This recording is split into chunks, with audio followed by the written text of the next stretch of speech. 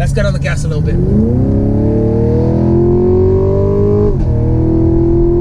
Woo! Listen to that V8. Listen to that. Okay, so key question. Does this car with this V8 sound better than the Mustang V8? And you feel like you've got more control and that you're never going to miss one of the shifts, because when you're in a turn and you've got to hit something, it's kind of hard with these small pedals. So that does make a difference, and I would probably add those pedals to this car just like I did the my V6 version. But this drives amazing, and it was only a few weeks ago when I drove the V8 Mustang that was fully loaded, and honestly I like the look of this one more because it's just a cleaner look. But if you want more of a retro look, then probably best to go with the Mustang, because that gives you that retro feel. So let's get on the gas a little bit. Woo!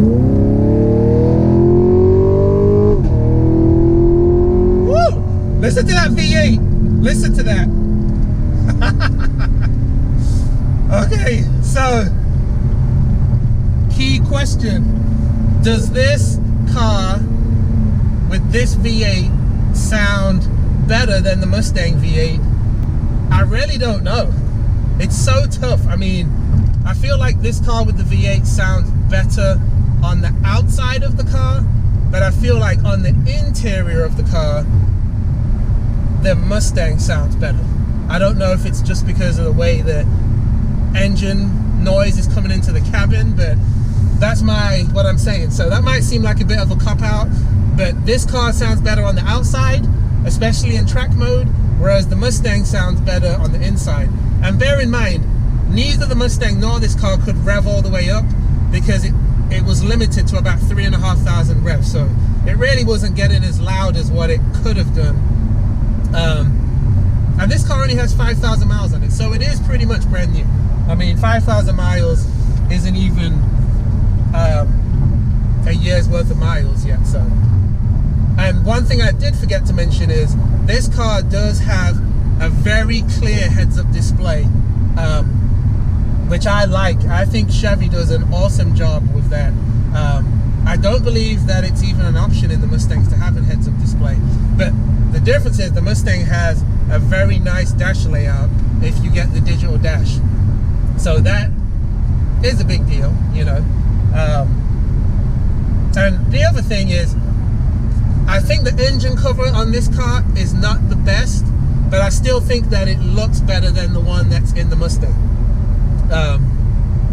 And I only mention the Mustang because people are always comparing Mustang versus Camaro or Challenger, and I think it's a good comparison. And to be quite honest with you, after driving the Mustang and this, you know, very close to each other as far as in time frame, I would pick this one on looks, but I'm not sure if I would.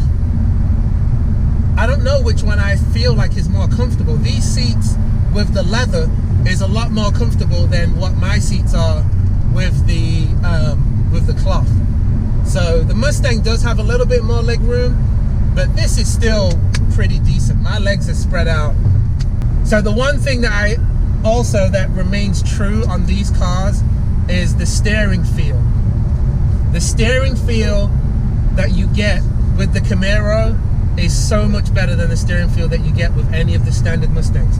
In order to get more steering feel from the Mustangs, you do have to get like the performance pack, or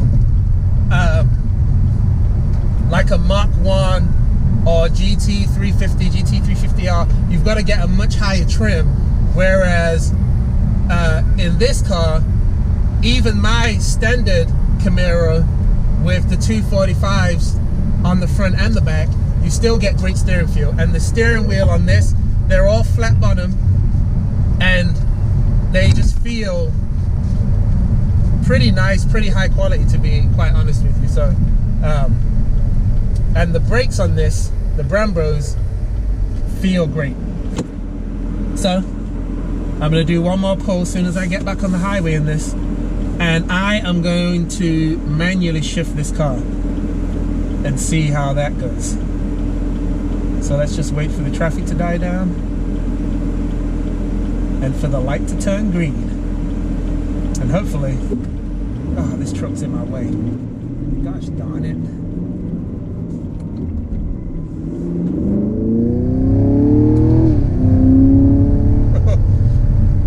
It's easy to break the wheels loose. Very easy to break the wheels loose on this.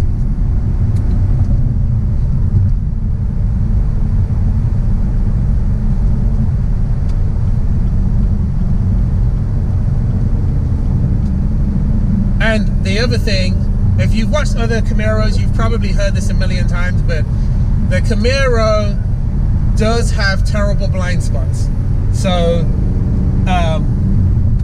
you do have to keep that in mind. But this car does have blind spot monitoring, so that does help. But what I would say is, if you're gonna get this and you're not gonna get a convertible, you should get one of the cars that has the blind spot monitoring, because I feel like that helps a lot. And the other thing that I would say is a necessity, if you are kind of claustrophobic, get one with the sunroof, because it opens up the car so much more and it makes it feel a lot less like you're in a cave, and it makes it more spacious. Whereas if you don't have one with the sunroof, which I've driven plenty of them, or if you've got like the convertible and the top's up like mine, then it makes it feel way more claustrophobic. So keep that in mind if you want a car that feels more spacious. And I am kind of a wide dude, and I am 6'4", and there's plenty of legroom in this. So there is more legroom in the Mustang, 100%, but there's plenty of legroom in this. And I'm going to tell you right now, I do love this car. Do I wish that my Camaro was an SS? Sure. I'm satisfied with mine being an RS for now, but in the future, I could definitely see myself upping the ante and getting one of these.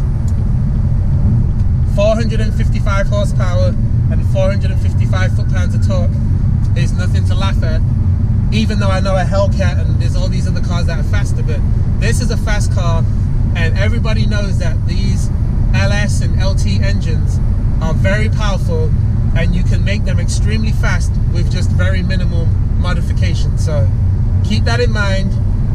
I'm going to go ahead, put my Lawson score up on the screen, leave a comment, like the video, let me know what other cars you want to see me drive, and I will see you in the next video. Peace.